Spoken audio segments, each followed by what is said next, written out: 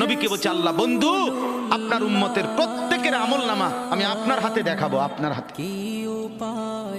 আপনার সামনে পেশ করব, আপনি দেখে কথা বলবেন আমার কাছে।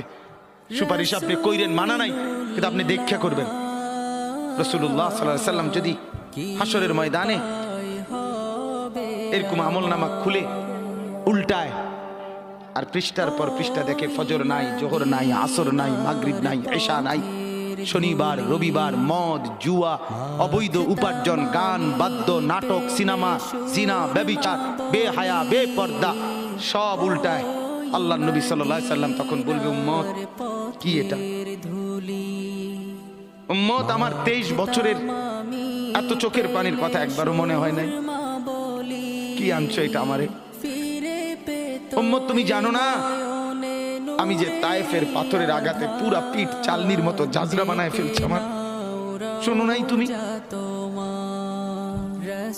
আমারে যে উহুদের ময়দানে দান দান শহীদ করে রক্তাক্ত করছে, তুমি শোনো নাই? আমি যে 14 দিন পেটে ক্ষুধার তাড়নায় পাথর বাঁধছিলাম, উম্মত তোমার মনে নাই?